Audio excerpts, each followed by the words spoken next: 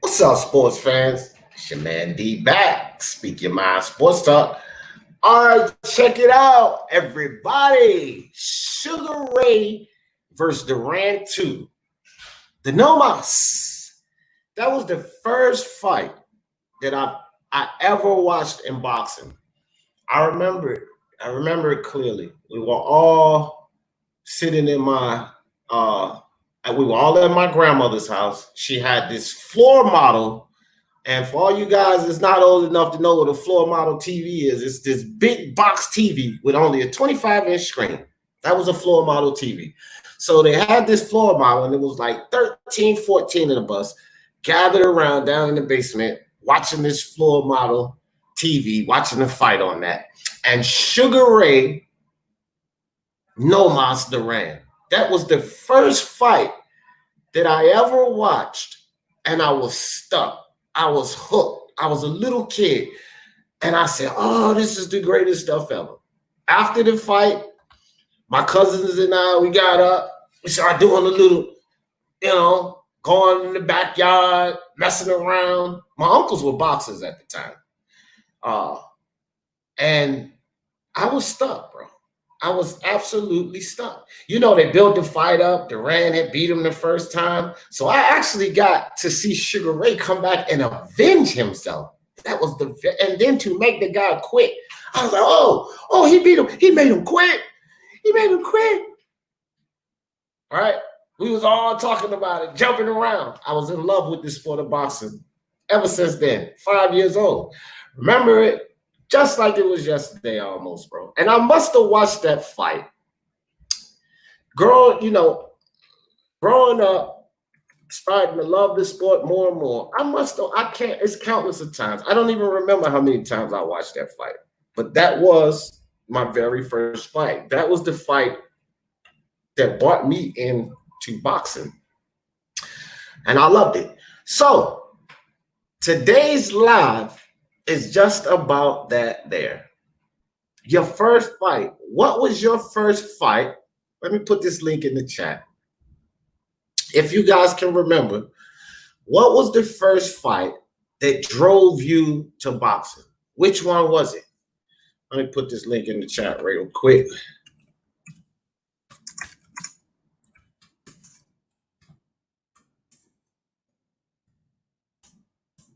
Shit.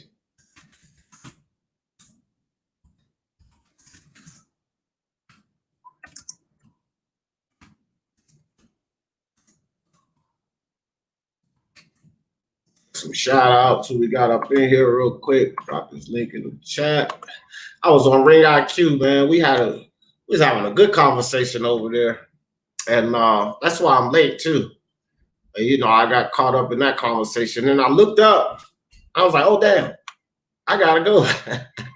It was already after 12. When I paid attention to the time, oh shit, I gotta go. Well, yeah, Julius, man, he always has some good conversations over there. All right, guys, who we got up in the building? Brian Harkin, first up. What's up with you, Brian Harkin? He says, for me, because I was there, Steve Collins versus Chris Eubank. Right, UK. Okay. That was Brian's first fight. Steve Collins versus Chris Eubank. He said, may not be on the same caliber, yeah, as Leonard versus Duran, yeah. Two different atmospheres, yeah, for sure, bro.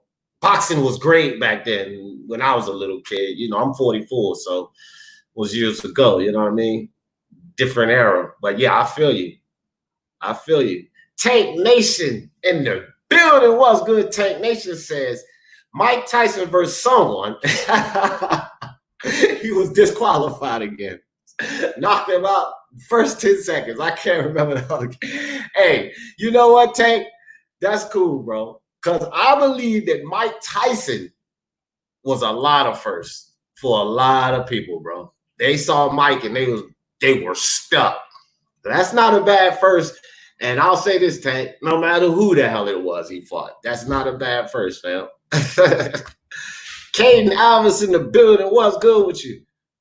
Fur has it. What's up with your fam? South Croy, let's speak our minds, no doubt. Click that link. Queen Lisa in the building. What's good with you, Queen Lisa? Boxing Virus says, Ali Frazier 3, Thriller in Manila. I watched that fight on YouTube in the early 2000s growing up and fell in love with the sport. And I started physically boxing at the age 10. Wow. I'm telling you, man, that was a great fight. I was a great fight. I didn't watch that one live, but I did eventually watch that. I watched a lot of Ali fights later on down the line. But yeah, you got a little age with you too, Boxing Virus. Well, you did say, you did say you first watched it in 2000. So if you said you watched it live, then I know you was an old man. It wasn't a fight that got me hooked. Okay. It was reading magazines about Ali Frazier Foreman. Okay. My first fight was long after I was hooked. Okay. Cool. Cool. So what was your actual first fight that you watched, South Croy? What was the actual first fight you did watch? My man, Lewis Sports Network in the building. Lewis, make sure you give me a call, bro. Like, we crank up tonight, right? First game. Let's do it. Basketball Live with Lewis and D. Yeah, baby. All right, so Lewis said the first fight I saw was with my dad because he watched boxing a lot. Was Evander Holyfield versus Riddick Big Daddy Bo. I was glued to that fight. Great fight. Another great fight. And it's definitely a fight that could get you stuck on this sport, man. And, you know, I just really wanted to see the fights, you know, that you guys watch and see if I remembered them. If I'd seen some of these fights, I'm pretty sure some people here is a little older than I am. Like Martin Ramos came on earlier today. And his first fight was actually Sugar Ray Duran 1. So, and he was like, he was nice. So I said, oh, Martin, you're a little bit older than I am. Yes, God. God is the God in heaven. So, hey, baby, how you doing? Good. All right. Did you want me to get you some? I ain't going to. All right. Yeah, that was an awesome fight. That was an awesome fight, Lewis. Appreciate you, Lewis. But yeah, make sure you call me, bro. After this live, I'm probably going to be off about 2 o'clock. 2:30, so we could get that stuff set up for tonight, fam. You know what I mean? All right. Where we at? Oh, my man, I Buy Houses in the building. Shout out to my man, I Buy Houses. I Buy Houses hit me up on the horn. And thanks to I Buy Houses, we got this topic. He ran this by me. I said, dog, that's a great fucking topic. See? And look, I want to appreciate all you guys because you know, the Speak Your Mind Sports Talk Live Daily is we want to do something different here every day. Like sometimes I'm racking my fucking brain trying to figure out what the next topic is. But I do have guys like IBT, I Buy Houses, you know, Unbiased Boxing Talk and News and Tangible. Got a lot of people that sends me ideas. Dog, this is Speak Your Mind Sports Talk family. We know what we want to hear, so shoot them to me, man. Speak Your Mind Sports Talk on Facebook. Speak Your Mind Sports ST at Speak Your Mind Sports ST on Twitter. Like, hit me up. Email speakyourmindsportstalk@gmail.com. If y'all have an idea or something that you guys would like to talk about, hit me up. Hit me up. Never know. I'll put it in. Joe just talked to me about this. We're doing this topic today. I mean, it's all about what we want to talk about, right? So shoot me some ideas because I mean, I'm going to do my best to keep coming up with them, but it ain't easy, dog. You got to come up with something different to talk about every day. So y'all help a nigga out. I appreciate you, Joe. Lisa says, Thriller in Manila for me. Okay, that's 2 with the Thriller in Manila. That one sunk Queen Lisa. And, you know, that fight actually I watched the same year. Because it was Thanksgiving. It was like 2 or 3 days before Thanksgiving. 2 or 3 days before Thanksgiving when that Roberto Duran and Sugar Ray fight happened. I was 5 years old, guys, so I'm trying to remember, but I do believe it was like 2 or 3 days because I know either 2 or 3 days before or after or whatever, but it was right around Thanksgiving. I remember that because my grandma always started cooking, and it was always a lot of food during Thanksgiving time. And we was eating and watching the fight, nibbling. So it was right around Thanksgiving. She always cooked. My grandma used to cook for the whole week during Thanksgiving. She wouldn't cook. We would have a big meal Thanksgiving, but we was eating lovely the whole damn week. That's how she used to do it, right?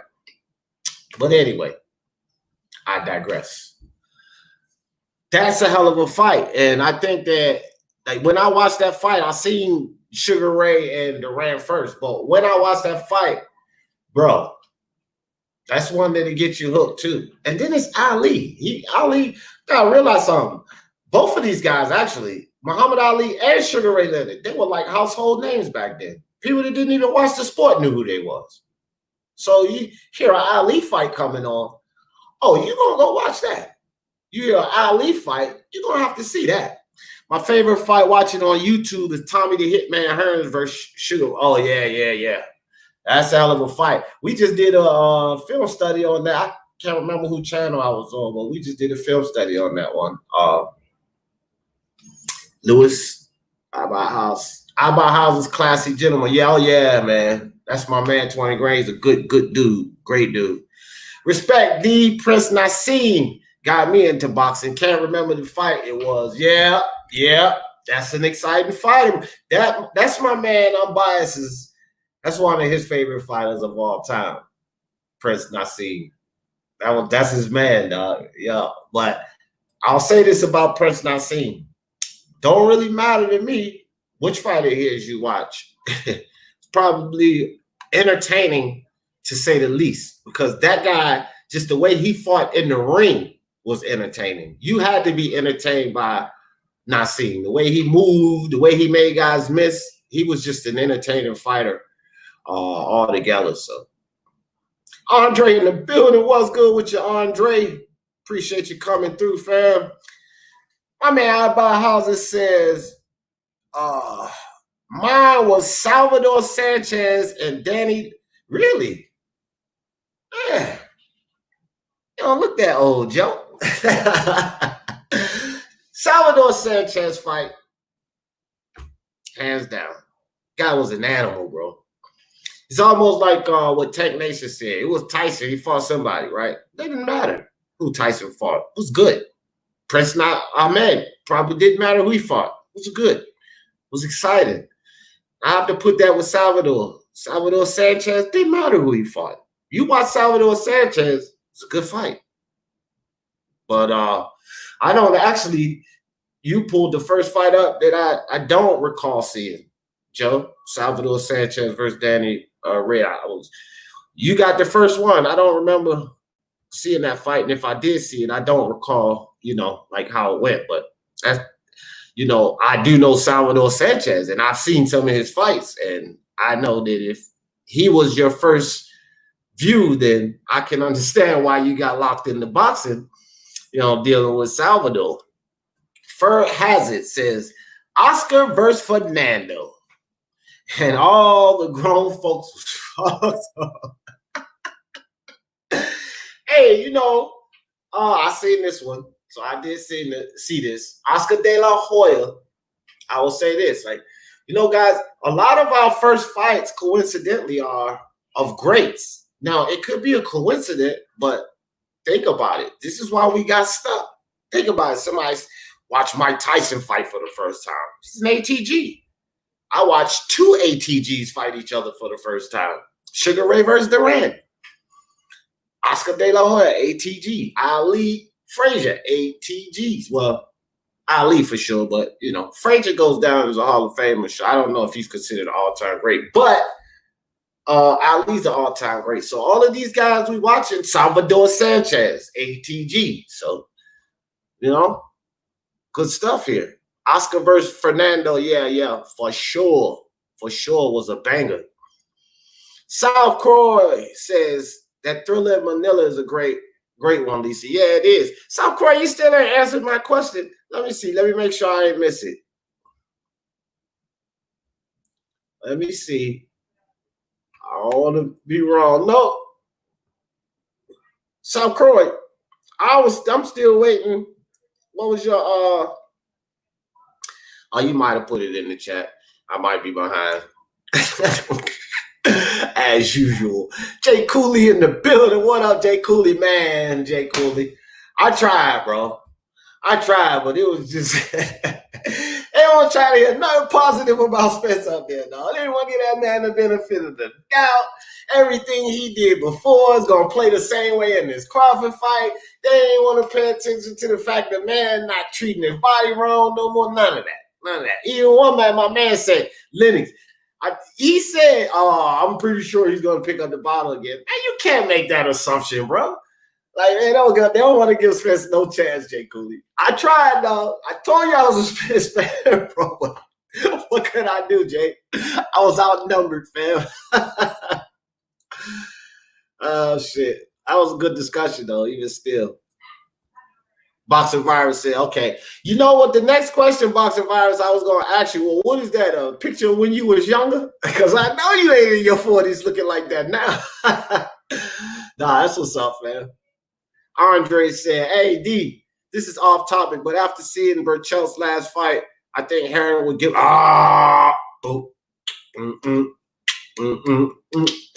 Listen, I was just talking with Ring IQ. He was on there. I can't remember. I was on his channel, though. And I said it on his channel. I said, I got Jamel Herring beating him. And this was before that. You see what I mean? This was before that, Andre. I got Jamel taking him out. It ain't going to be easy. Split decision, majority maybe, but I got him. So that was a little off topic, but that's cool.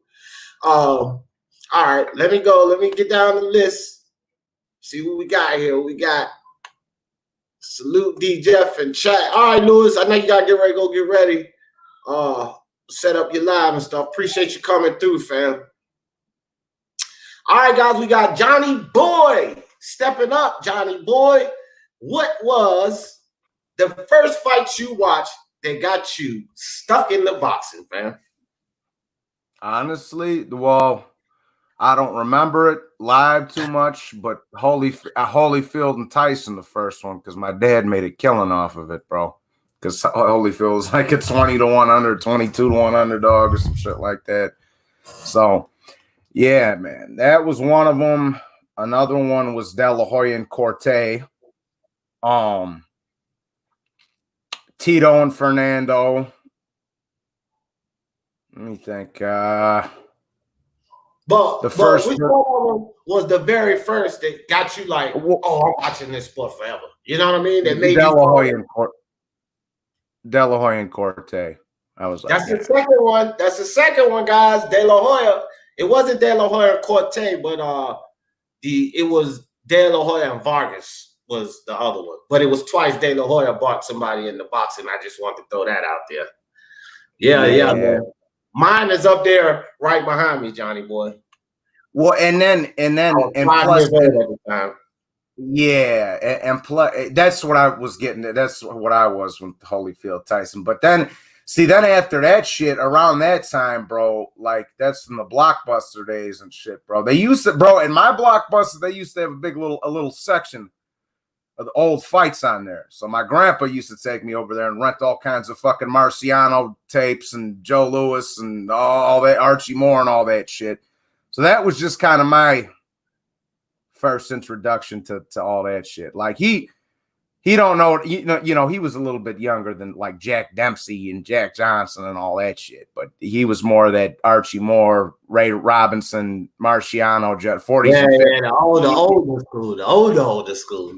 Yeah. So I got all that from him, and then I got all that from him, and then I got the Roberto Duran and Alexis Arguello and Sugar Ray Leonard and all that shit from my pops. So, and then the rest was all me. You know what I mean? That's cool. Brown Gone won. So Brown Gone won's first fight, and I seen this one. Brown Gone won. Barrera versus Morales. Hell of a fight. Now that's a fight that'll drag you into boxing.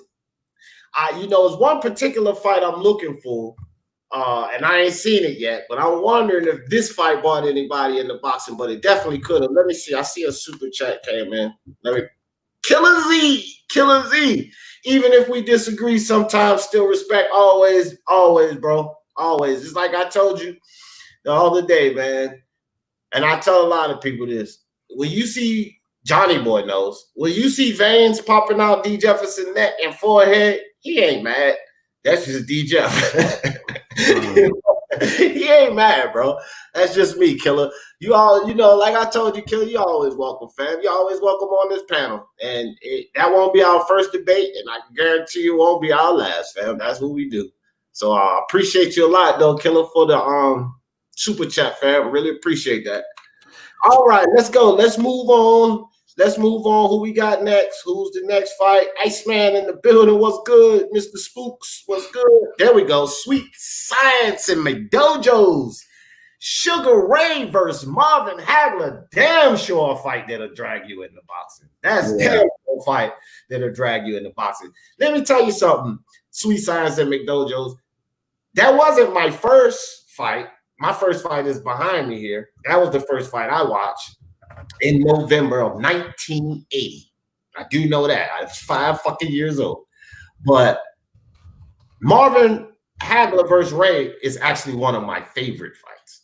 So it wasn't the first fight, but that is actually one of my favorite fights. So if that's a fight that dragged anybody into boxing, I could definitely see why. You know what I mean? Because it was so huge at the time. And by the time he fought Hagler, I was all about Sugar Ray.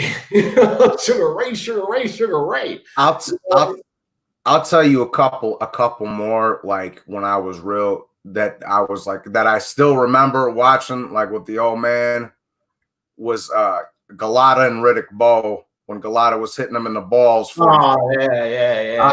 I remember watching that one live with them, and then they had that fucking riot in the ring afterwards, and I was like, holy shit, And I was a little kid. I was like, God, what about the Riddick Bowe riot? I was like, Pops, do they usually do this in the fights? and whoever said Barrera Morales, that was another one, because I was like 8 or 9 at that. That was a banger. Lisa Bell's Queen Lisa say Sugar Ray Leonard versus Duran 1 and 2. Fire. Was those the ones that bought you? Or didn't you post up, Lisa? But yeah, they were fire, bro. And I caught the second one, which was my first fight. And just like I said, the build up to it, Sugar Ray had lost and all of that. And I was watching film. I was like, man, he lost to this guy. He looked like he's taller than him. He's fast with his hair. How did he lose to this guy? And I was watching the second fight, but in the second fight, he didn't lose. He made him quit. Wow, I was all over the place. That shit was awesome. All right, who we got next? Let me see. Okay, Jake Cooley. Corey Spinks versus, you a little young, ain't you, Jay? Corey Spinks versus Ricardo Mayorga. Wow, I used to like Ricardo Mayorga. He was a bad guy, but I used to like that bastard, man. He smoked cigarettes, talk shit. I'll come fuck your wife. Mayorga was a fool, man. He was a fool. He was just a crazy ass goon. That's what Mayorga was. One of the bad boys I rooted for. I ain't even gonna lie, bro. I'll be honest. I used to like Mayorga, dog. You know what's funny? That was the remember when Oscar and Mayorga fight? That was the fight that I was like, okay, because when we had a big party in a card game for Tito and Oscar, bro. I remember this because I was a little kid running around, and all my cousins are Puerto Ricans, so they was all rooting for Tito to rip his head off. And and my other uncle, my Uncle Bubba, who was my sensei in karate, that passed away, my dad's younger brother, he was a big Oscar fan. So we had the little family rivalry going too with that fight happening. But everybody was like, nah, man. Even I was confused. I was like, the fuck just happened? I thought Oscar won that fight. And I was little, Yeah. They were like, yeah, no, Oscar did win that fight. Right. One of my boxing fanatic uncles took myself and my cousins to see a tape of Foreman Ali at his home. I might have watched that tape 100 times. That fight was in Kingston. Wow. Yeah, that was. Lisa says Ali and Sugar Ray were huge. Absolutely. Oh, yeah, they were massive. Any Roberto Duran fight is entertaining. Yeah. Hey, I ain't going to argue with that, Max Kuckerman. Hey, but Max Kuckerman, since you're here, today's topic is everybody got to chip in on this. And I'm going down the list, guys. I'm gonna get to everyone. But Max Kuckerman, make sure you put in today's topic is what was your first fight that you ever watched that drug you into boxing? So make sure you put that in, Max. But appreciate you coming through, Max. Max says Roberto was never in a bad fight. Nah, Roberto was a warrior, bro. That man wasn't he like 71-1? Yeah. You know what I'm saying? That motherfucker was a warrior, bro. Yeah, that man was a beast. He said, I can't believe I missed the last live, D. I was going to teach everyone about the GOAT JRs. Hey, man, damn, I wish you was there, Tag Nation. Me and Killer Z was going at it. We was going at it. You probably would have been there to back me up on JR. But that was actually a good live, bro. That was a good live. Me and Killer Z was going at it, but at the same time, I think me and Killer Z stopped going at it. Then I started going at somebody else. Killer Z pointed him out to me. Oh, it was Pelly Grosso. You know, saying something about J.R. Smith. And Killer Z said, "Oh, damn, Pelly Grosso, D get ready, get your ass." Yeah, man, that was fun. Yeah, Tank, you missed it, dog. We had a good time on that one. He said, my first fight I saw was some Chavez fight. Fight that made me fall in love with boxing. Canelo versus Khan. Okay. I got you. So his first fight he saw was Chavez fighting somebody, but the fight that made him fall in love with boxing was Canelo Khan. And look, actually, that was a really good fight, regardless of what people think, because Canelo won, because Khan was job whooping Canelo's ass before he got knocked out. You know what, bro? We got a couple of errors in here. Like Nick Harmer's talking about my first fight was a Henry Cooper fight, Chuck D and Max. They're like Roberto Duran. And and I'm like that late 90s shit, and and you got Ray Leonard, Roberto. So we got a nice mix of generations over here, you know what I'm saying? Bro, I was on my analytics. I'm always on my analytics trying to pay attention to everything. But the Speedman Sports Talk family ranges from 18 to 64. Yeah. So, and no telling what fights we'll get in this month. Yeah. No telling. Raider from LA, what's up, Raider? Raider says Chavez versus Taylor. I think that was my first fight. I watched a lot of boxing as a kid with my pops. Okay, so you grew up in the sport. See, I grew up in the sport too, Raider, right? Because two of my uncles boxed and shit, right? One of my uncles sparred with Big George Foreman. But here's the thing. I wasn't watching this shit. I was in the woods building forts, burning shit outside with my friends and shit. You know what I'm saying? I wasn't like all into it. But I was kind of into it, like go to sparring matches, see my uncle, you know what I mean? But I wasn't like into it like that. But after that Sugar Ray, after this fight here, I was hook, line, and sinker. I had me like a fish, bro. I was done after that fight. Well, and the thing for me too. Plus, once I was at that age, at 8, 9 years old, bro, I was already in karate and shit at that point. So I heard. Yeah, Johnny boy. Well, you was too, but I was talking about Joe. I just seen the comment. So you was just young. You was just really young. Now I thought you were probably older because the fight you picked, Joe. So you was like me. You was a young tyke watching boxing. But yeah, I can respect that. No doubt. All right, let me catch up, man, because I don't want to miss nobody. I know y'all know how I fall behind in this damn chat. All right, Max Kuckerman says Arguello versus Pryor. Look, bro, Aaron Pryor was the motherfucking man. We was talking about Aaron Pryor on Johnny Boy's channel. Yeah. What was that, Johnny Boy? Aaron Pryor versus who? That fantasy? Yeah. At one, y'all at the chat. At 140, Crawford, Terrence Crawford, or Aaron Pryor. That's what it was. Yeah, we were talking about Aaron Pryor, but that was a bad motherfucker, dog. Arguello was a bad bitch too, though. Oh yeah, of course. Both of them. That was, hey Max, great fight, dog. That's both of them dudes.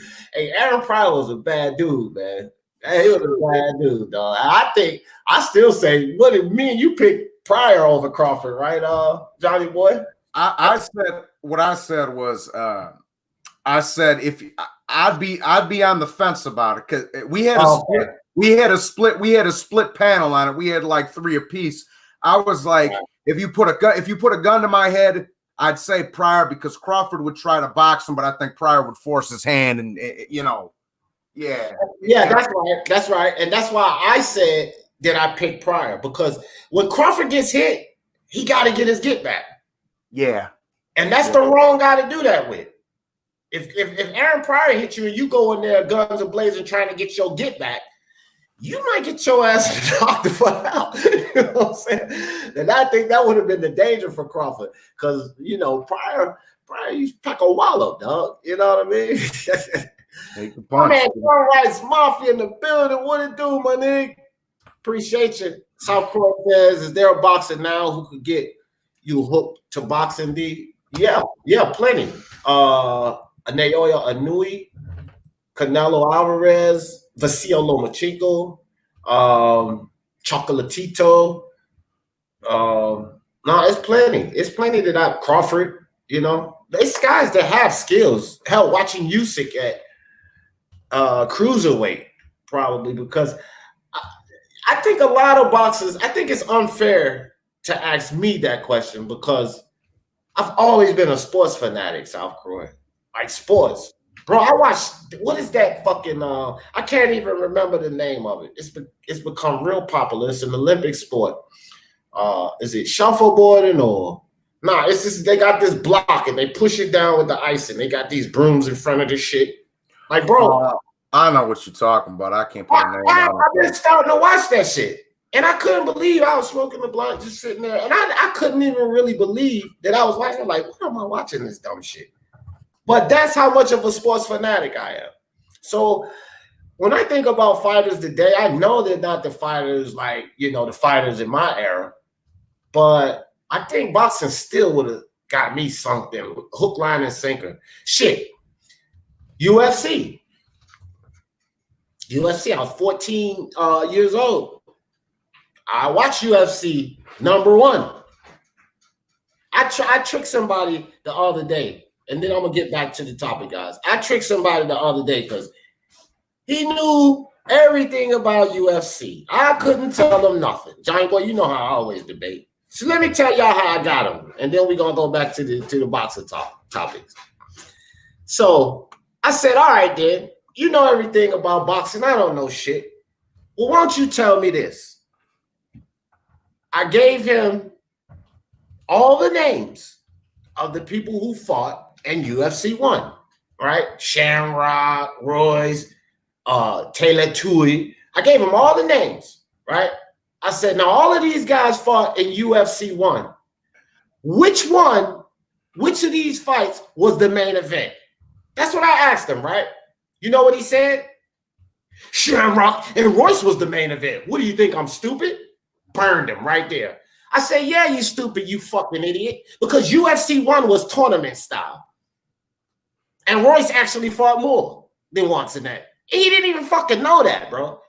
So I'm like, bro, you lying. You haven't been watching UFC that long. You're a fucking liar. Because you would have known that first UFC was set up bracket style, bro. It was no like this fight undercard main event. It wasn't even set up like that. And I knew that if you hadn't been watching UFC since the beginning, if you didn't know that about UFC #1, you're fucking lying, bro. As soon as you call out, so now y'all all know if somebody give y'all that trick question, don't say any fight was the main event because they got your ass. You know what I'm saying? They got you. All right. Let's get back to it. Let me see who's up. Lisa Bells, I buy houses, Max. Damn, way behind in the chat. Why are you getting Charles D in the building? What's up, Charles D? Max says Trinidad De La Hoya was the first pay-per-view I watched. Oh, and it was a doozy too. Yeah, no doubt. Charles D said Duran versus Iron Barkley. Great fight. It's a beauty. Beautiful fight. I know that. I can see why that fight gets you dragged into boxing. But just like Max Kuckerman said, shit, any Duran fighter drag you into boxing. That motherfucker loses the rump his little ass. Oh, he's like 5'4", 5'6". He was short as hell, bro. He was short as hell. Dude, Ray had like 3-4 inches on him. Yeah. The the what's it called? The UFC. Yeah, somebody asked the first UFC had Shamrock. Yeah, bro. Mm-hmm. Yeah, bro. Like, and look, Johnny Boy, when I said Talia Tui, he was like, huh? I could see in his face, he's like, who? That's why I knew I had him, bro. You didn't even fucking know who that is. He was the only fucking Samoan in UFC 1. How you know about UFC and you don't know that? He was the only goddamn Samoan fighting in the goddamn event. I knew he was lying his ass off, bro. Come on with that. See, that's one of them dudes I remember hearing the name, but I can't put a face to it, bro. Oh, yeah, because it's so fucking awkward. You know what I mean? It's an awkward name. You ain't gonna forget that. Of course. Duran Barkley. Yeah, man. That was a great fight, bro. I can't even lie, bro. I can't lie. All right, let me see. Where we at? Queen Lisa Tank Nation. Gun Rights. Gun Rights says Oscar versus Shane and Oscar versus Trinidad. Oscar versus Chavez. Hey, look. Gun Rights. I said the same thing about Oscar that Max Tuckerman said about Duran. You can pick a hell of 5 different Oscar fights. You know what I mean? Oscar was another one. But you know a fight I haven't seen yet. I'm not gonna say it yet because we ain't finished. I don't wanna take it from nobody.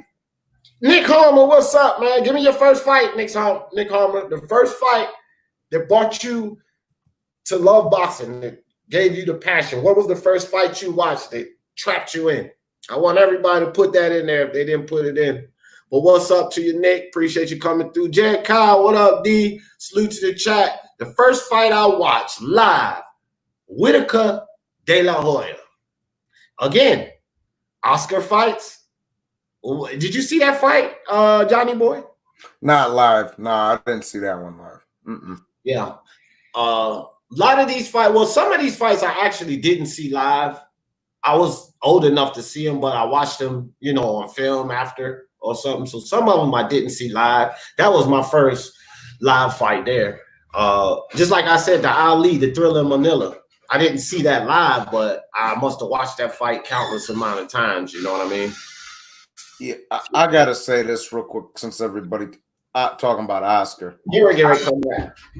Oscar, listen, bro. Leave his outside of the ring shit alone. Inside the ring, that dude in his prime, that dude was a fucking freak, bro. And I don't.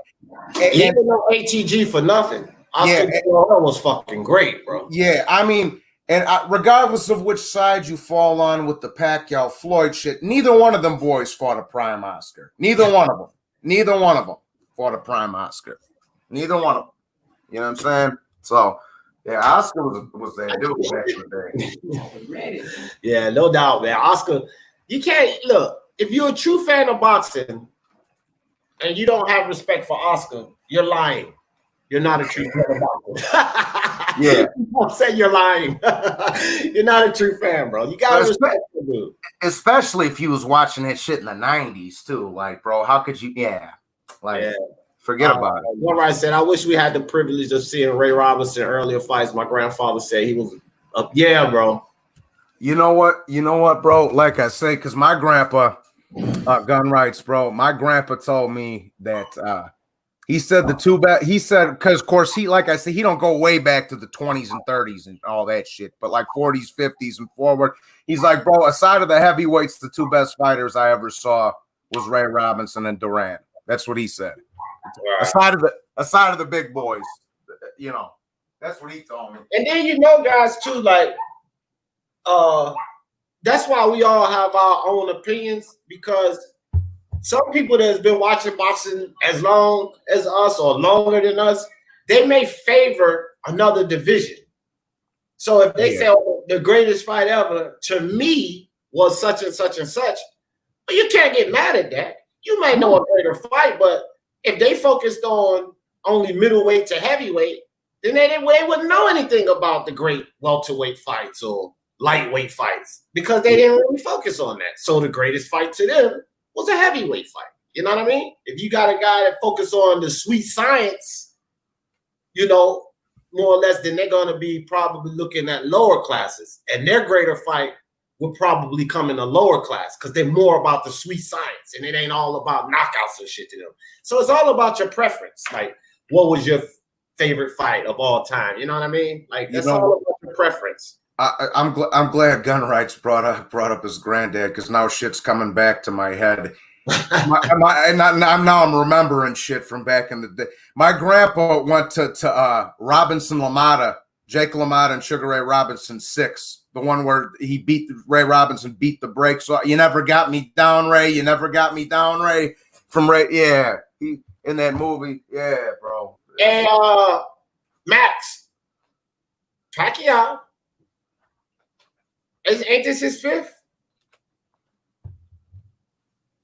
No, it's his 4th. It's his 4th. Oh, 4th. Okay. Yeah. Okay. There's only two guys to fight in 5 different decades: Roberto Duran and Jack Johnson. Good. Y'all heard that? Great tip. I mean, what they call that? Something fact, whatever. But good fact there, Johnny boy. I think. Don't quote me on that. That's a question for Mark, not for me. Yeah, that's like me too. I'll say, yeah, that's what I think. Ask Mark or something. Ask Intangible, they'll tell you. Man, Grow, what's up? I ain't even see you, Man, Grow. I know you ain't here now, though. All right, let me see. Sacramento Expos, what's up, fam? Ain't seen you in a while. Hey, Sacramento, this is what we doing today. The first fight that you ever seen that gave you the love of boxing. I want everybody to answer that. So put that in there for me, Sacramento. Thank you for coming through, fam. He said, yo, I was too. Yeah, I was 5 when I started watching it. Let me see. Hold on. All right, guys, I'm way behind in the chat. Willie Boy slip and move. That's classic, bro. But that's funny, Willie Boy. That's funny. This is great, guys. So Willie Boy slip and move. First boxing match he watched that actually drug him into boxing was from a fucking movie. And that's awesome, dog. It was Rocky versus Clubber Lang. Dog, I never thought that we would get this fight. Cinematically, that was a great fight. Right? If we look at it cinematically, that was a great fight. You know what I mean? You would never see a fight like that in a real boxing ring. But for the cinemas, man, those hard blows, that Rocky and Clubber Lang was taking, if a fighter took that in the real ring, one of them would be dead. That's for sure. One of them wouldn't be around, dog. I'll tell you that. Good one, Willie Boy. Good one. I like that. Sugar Ray Leonard versus Wilfred Benitez. Oh, yeah. I saw that one later. I was a little too young for that. That was before the Duran. He fought. That was before Duran. Matter of fact, that was before Sugar Ray Duran won. Wasn't it, Lisa? Wilfred Benitez? Let me look on my other computer in case I get y'all the answer, because I'm way behind. I see some of the chats on I see Jose Yepes. I see you, Jose. What's up with you, fam? All right, guys. My pops used to be a freelance sports writer, and he interviewed Evander Holyfield when he was undisputed cruiserweight champion at our home. Wow. I came from school, and he's like, my favorite. Yo, that's massive, dog. And I know he was starstruck because, like, when I was younger, Sweet Science Sports in the dojos, I was starstruck too. If I see a fighter or something, or I used to go to games and shit. Like, I love ball games. My brother and I went to a baseball game. I think I was 10. My brother's listening. Stan, if you're listening, put in the chat. My brother's listening. He'll remember this game. We went to a Baltimore Orioles game. And it was the Orioles, because I'm from the DMV from Maryland. It was the Orioles versus the Angels. And Reggie Jackson, they was, at the beginning of the game, how they just, taking some swings at the balls. Reggie Jackson hit the ball, and I caught the motherfucker. This was my first game I ever went to, right? And everybody was like, yeah, he caught it. So I took the ball and I threw it back to Reggie Jackson. I didn't know you were supposed to keep the ball, dog. I said, hey, it threw it back to Reggie Jackson. He ended up giving it back, though. I seen fucking Vince Vaughn at the White Sox game before, bro. One time. I was laughing. That's a big motherfucker. Ooh, right? Vince Vaughn? He's really tall, bro. He's a big man, bro. That dude's huge. He like 6'6", though. Yeah, somebody jumped up so he was in the same section as me, bro.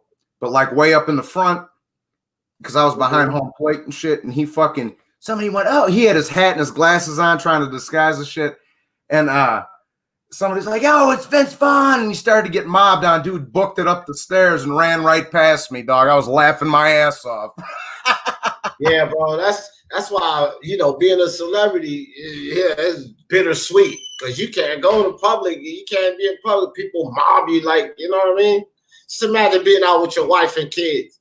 And you can't get from the car to the fucking restaurant door without signing 60 goddamn autographs. And if you don't sign them, it's going to be shit all over YouTube.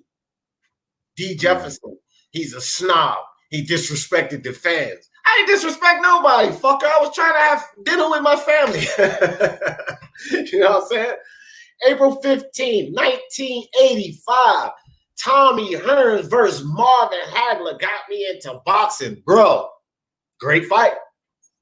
Another one that I did see that. I was 10 at that time. I was knee deep in the boxing by that time, but damn sure a good fight then. I was 5 years after my first one, but yo, great fight, man, bro. You got a little age with you too. You ain't no damn spring chicken if you saw that fight.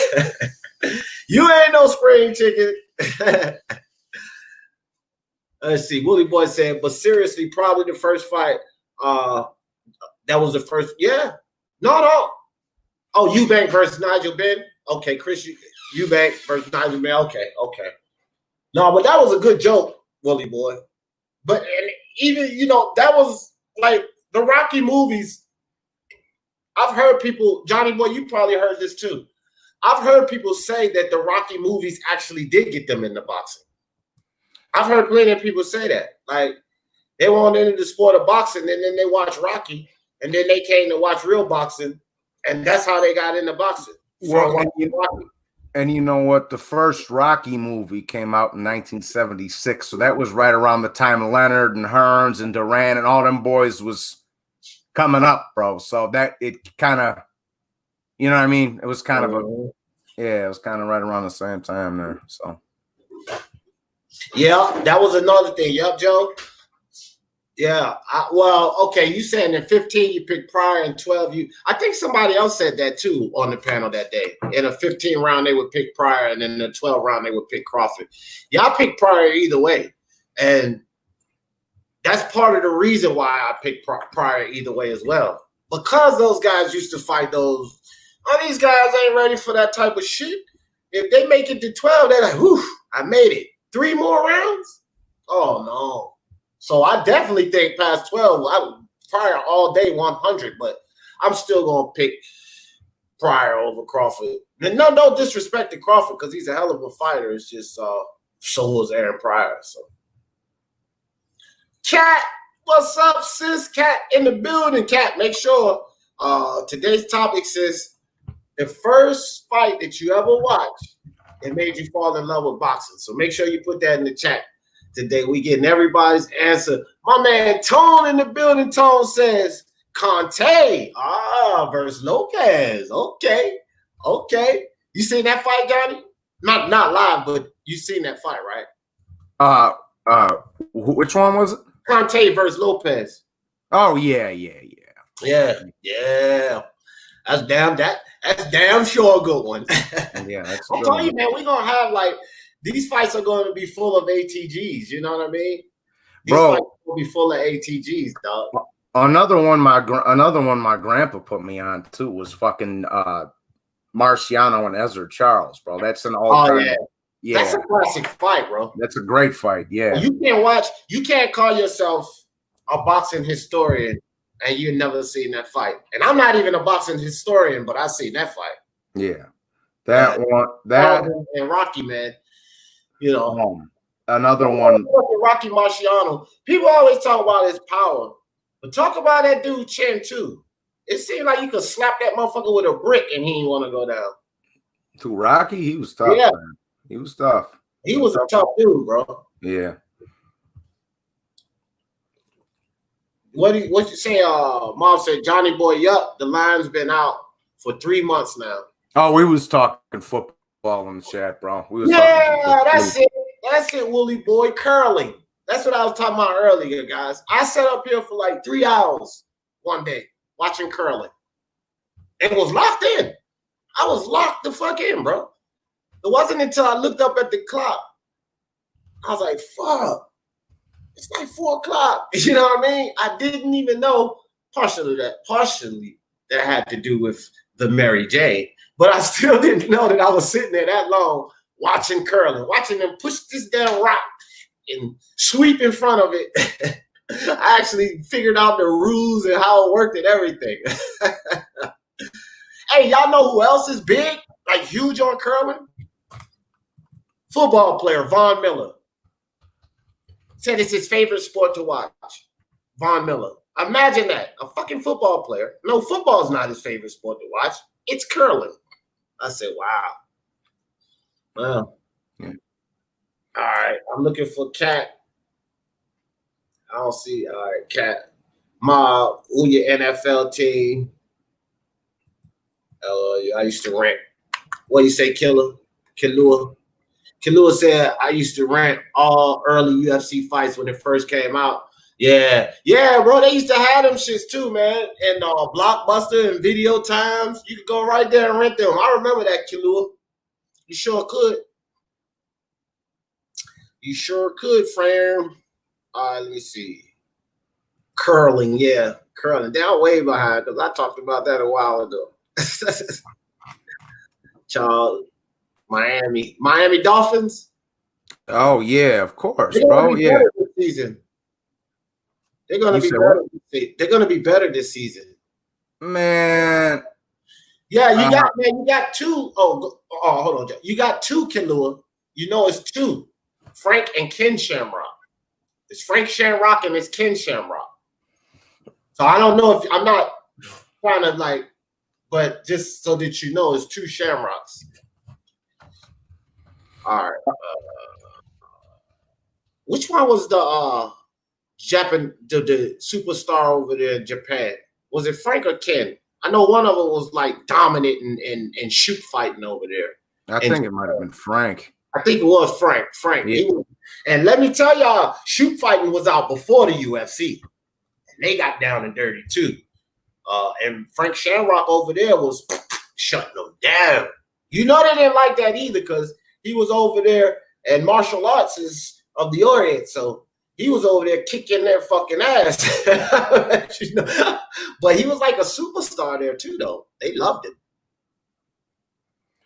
Yeah, fucking yeah, man. The only thing that concerns, it's not to change subject, like you say, but one thing that concerns me about that Tua kid is he's fucking coming off injuries and all this other bullshit. Like, man,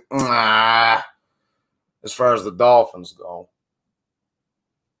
Yeah. Well, I think Kilua, you said you thought he came in later. Then I think you might be thinking about Frank Shamrock. Because the Shamrock was a big name, just like the Gracie name is a big name. So Shamrock was big too. So you may be thinking about Frank Shamrock. Ken came first. Ken was the one that came from shoe fighting. And because he was so huge, that's what made the Royce Gracie Ken Shamrock match massive. Because these are like the two best of the best at the time. So I think you may be confusing Frank and Ken Shamrock because Frank did come later, but Ken definitely was at UFC 1, my friend. I watched that shit. I watched that shit live. Yeah. I've been watching UFC since UFC 1. My fucking kitten is sitting on my head right now, D. Your kitten? My cat. Kittens I like. Cats I don't. Yeah, kittens I like. Charles D, my favorite team. Oh man, y'all talking football. They talking football. We talking combat sports. He said those first UFC events were too Yeah, it was more. It was a lot of technicality in it. A lot of them were long. All right, I'm trying to make sure I ain't pass nobody's first fight. I had just been born. He said, I just been born when that event went down, but I saw it years later. That was a dope tournament. Oh, okay. You a little young then, Brown, huh? That's what's up. Yeah, man, it was. It was. Man, I wish I'd have had that idiot on this live. And so, man, he just up here telling me everything. He know everything. I said, all right, well, let me ask you this one question. And UFC number 1. You know what I'm saying? You got Gordo. You got Telly Tool. You got Ken Shamrock. Royce Gracie. I went down the list of the guys who fought. Which one of those fights was the main event? That motherfucker said Royce Gracie and Ken Shamrock. I said, you don't know a goddamn thing about UFC, you lying bastard. Oh, man. You know, Johnny, you know how we do. What's well, at least you know how I do. I get you trapped up. Not you, but I get a motherfucker trapped up. Ask them the questions, let them bury their goddamn self. Brown Gone One says, I remember there was an event in the UFC where Shamrock refused to fight because Royce wasn't there or something. I remember that incident. I don't know if it was because he wasn't there. I can't remember exactly the details, but I do remember what you're talking about. Khalil Z, what's good with you, fam? Yeah, I got a question for you. UFC 1. You know when I forgot which guy, drop kicked the sumo wrestler and knocked him out, and they did a stoppage. Like, there's a conspiracy that that was to protect Royce Gracie, to have the first win. What do you think about that? Oh, you talking about because he would have was Gordo, I think Gerard Gordo. I think it was I don't know, man. I don't think, honestly, Kilua, I would say this. I wouldn't go along with that because I honestly think that at that time, Gracie and Shamrock were far above the rest. So I don't think he would have beaten Gracie anyway. Because it was a nice, move and shit, but Gracie fought that big black motherfucker, the 8th wonder of the world, bro. The dude was fucking huge, and he beat him, submitted him. Like, Gracie would fight anybody. He was 176, and there was no fucking weight class. He didn't give a fuck what you weighed. He was fighting anybody, literally anybody, and was winning. So I know that, it's always things about how fights are set up in all combat sports. But I remember that, but I was always like, nah, dog. Because Royce was the man. Like, Brazilian Jiu-Jitsu is practice now. People study it. Back then, a lot of people was fucking lost to that shit. They didn't even know what he was doing while he was down there trying to grab him up. They were still too busy trying to punch him, not even defend the move he was trying to put on him. He was too advanced for these guys. They didn't know what he was doing down there. To them, to a lot of those guys, it felt like he was just allowing them to punch him in the back of the head. The whole time he was setting them up for an ankle lock, a knee bar, arm bar, Kimura or something. They had no fucking clue. So he was so far ahead of the game. I think even if there was a different decision with that Gordo fight, Telly 2 and Gordo is what you're talking about. I don't think Telly 2 or Gordo would have beat Royce Gracie. The only person that I thought had a chance to beat Royce Gracie was the only guy that had a chance to beat Royce Gracie, Ken Shamrock. Because those two were so far ahead of the game at the time. Guys started to catch up later, but look how long Royce reigned before they finally caught up with him. You know what I mean? He was too far ahead. So, a lot of these guys, your average fighter knows a lot of the shit Royce knew back then, but Royce was like one of the few that knew about all of those submission holds and positioning on the ground. That's why Royce always did so good with wrestlers. Yeah. See, he always did good with wrestlers because even to this day, a classic battle in the UFC is grappler versus wrestler because they both fight for ground position. They both know how to control you. You know what I mean? That's a classic battle, a master grappler versus a master wrestler. And Royce used to dominate them because he wouldn't allow them to control him on the ground. And then even if they would go to gain control, he would be setting them up for them to go grab a leg or something so that he can put them in a lock. And then next thing you know, they fucking tapping out. So Royce was just too far ahead of everyone, bro. He was the man. Charles D said another slugfest with Chacon versus shit. He said, what's the new name for someone? I don't remember the dude's name. He said, you got to look it up.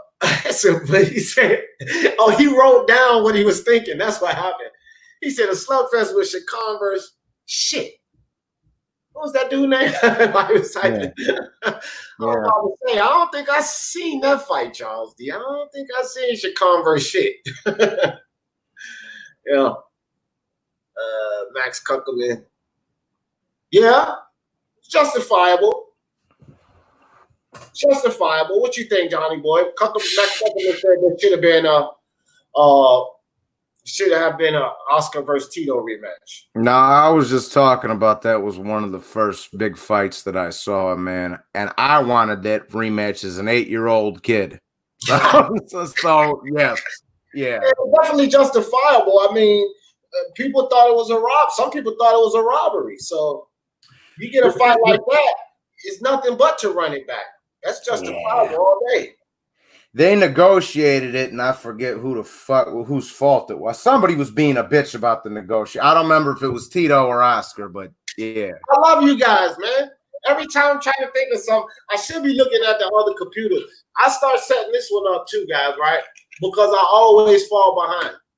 I always fall behind in the chat. So I start, see, like Mr. Two Hands and Jay Blues just came in the building. What's up, Mr. Two Hands and Jay Blues? That's why I always look at that one. But yeah, fun fact. That's it. That's what I was trying to. I said some kind of fact. Fun fact. Thank you, Charles D. Thank you, my friend. Jose Yepes. What's up, Jose? You got to give me the first fight that brought you in the boxing, fam. You got to put that in the chat. Chavez Sr. versus Roberto Duran. Was that actually your first fight, Raider? They never fought. He was a beast. His son, not so much. But Chavez Sr. was a beast. They never fought. You said they never fought? No. That's why I didn't see that. You know me. If I seen the fight, I seen it. He's like, that was his first fight. I didn't even look, bro. I don't know every fight that happened, and I don't even pretend to. Well, if somebody put a fight up there like that, if I don't know, that's your first fight? Okay. I didn't see the fight. I ain't gonna lie about that. But Johnny Boy said they never fought. So Chavez and Duran, no. But Duran whips his ass. Oh, yeah. What was your first fight, Raider? Did you put it in already?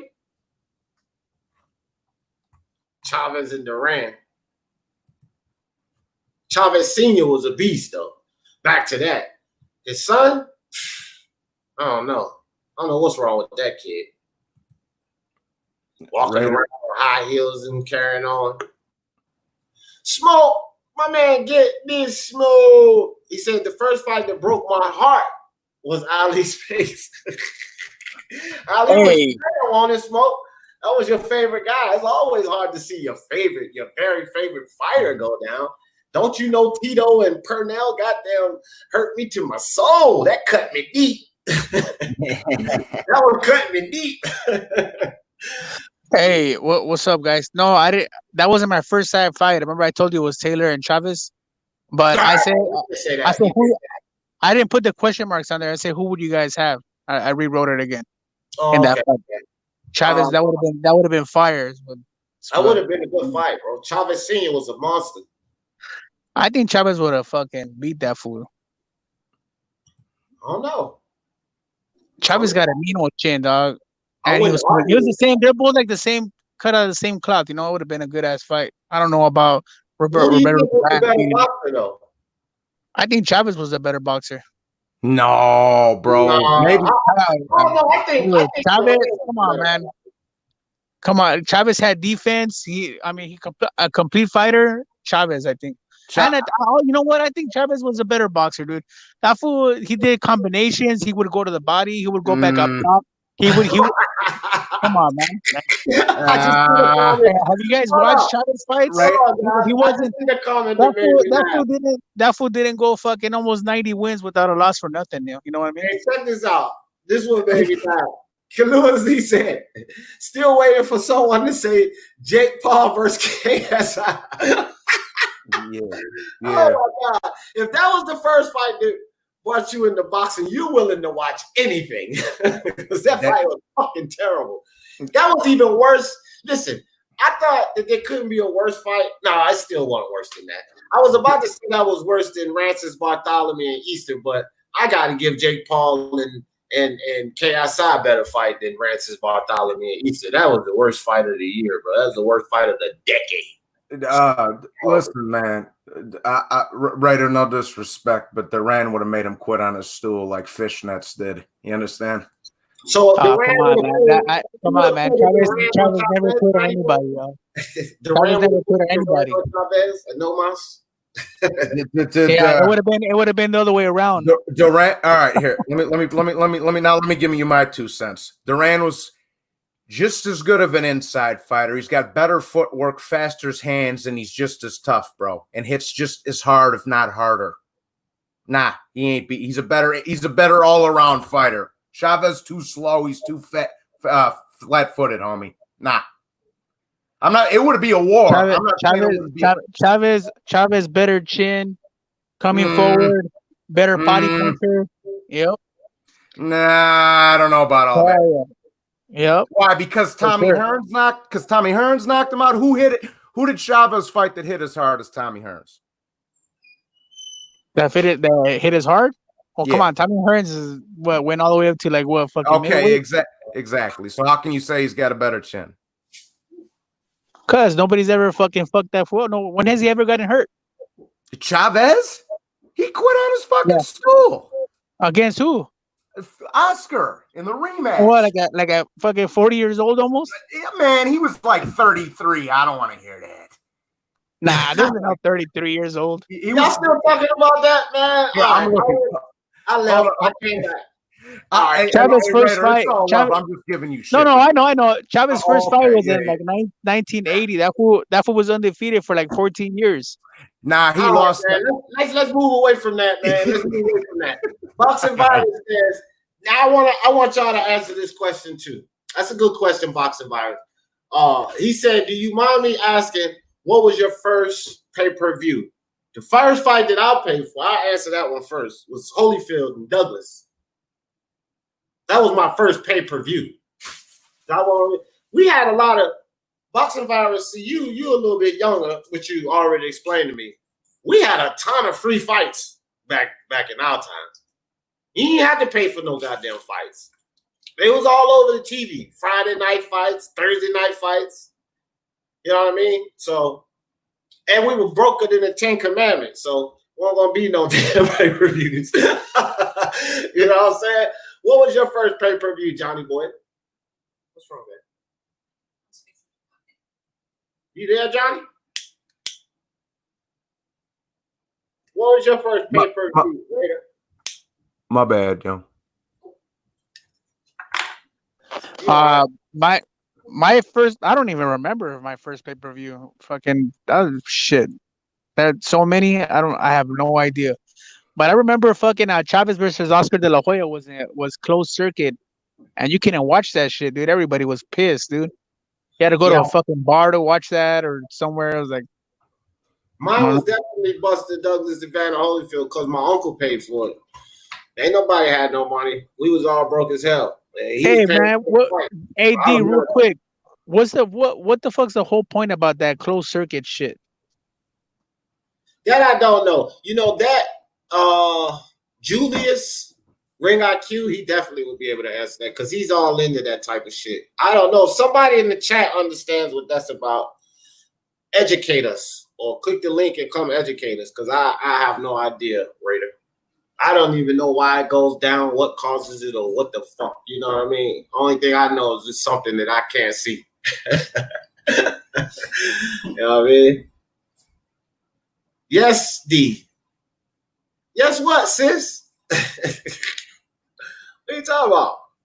I probably forgot what you was talking about. Yeah. Hey, Lisa yo, and D, Cat I'll hop back on. I'll hop back on real Nail. quick. I got something to do real quick. Queen Lisa and Cat. Yeah, Queen Lisa and Cat Nail. What's up, girls? No, The first fight. Oh, okay. When Tito KO Blocker for the belt.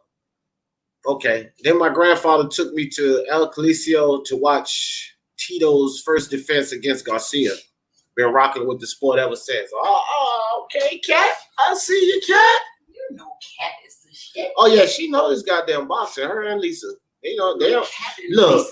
They ain't gonna be up in this damn Lions den with all these crazy motherfuckers not no boxing. Lisa representing for the rest of us. Yeah, they represent for the ladies. Cat, Lisa, No Name, Rose, Jessica. Yeah. Catacall, Queen, Salute. Yeah, that's right. Oh, you from Maryland? Boxing Virus? I knew you was my man for some reason. Boxing Virus. Not Boxing Monster. He from Texas. He from Maryland. What part of Maryland? I was born in Prince George County. Lived in Baltimore. Kevin. What's up, Kevin? What's up with you? Kevin, make sure you put in the chat.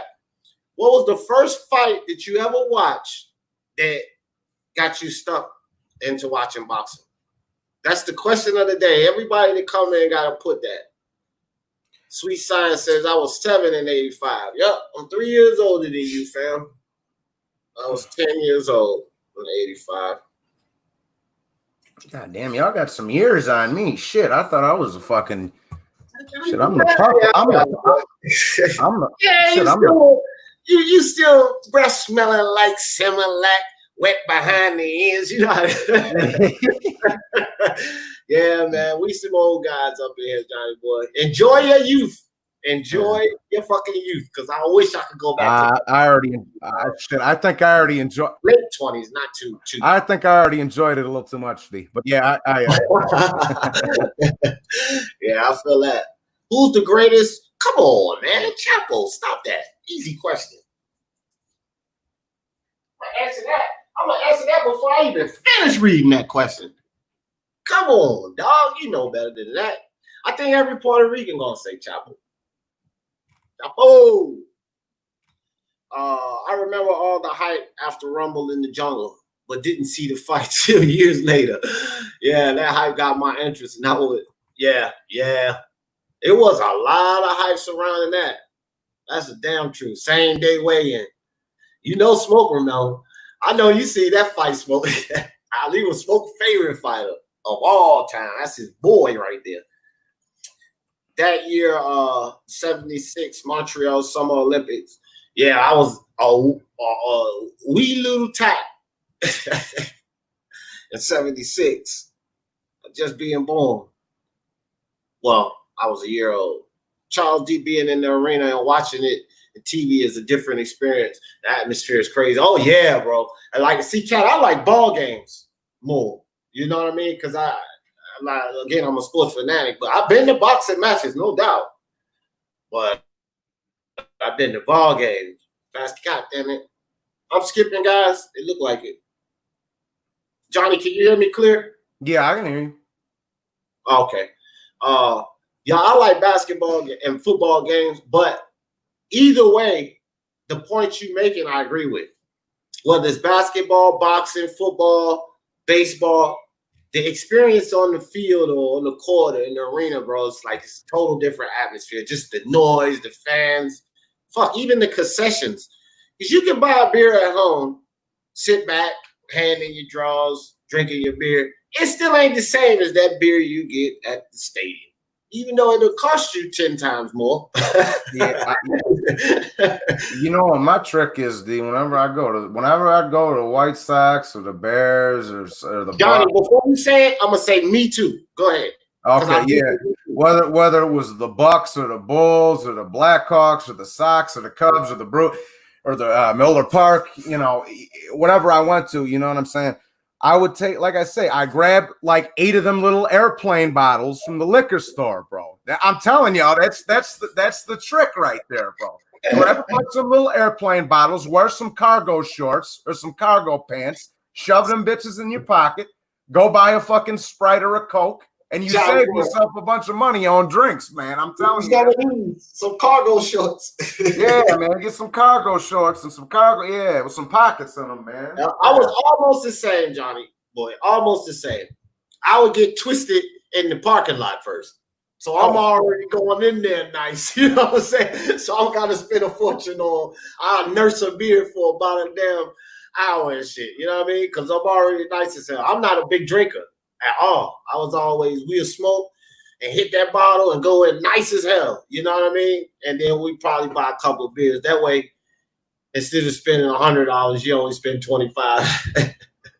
Yeah, man. Fucking $100 in the stadiums, shit, man. That should be gone in the blink of an eye. You spend $100 like that. If you're drinking, please, that shit is out of here. You might not.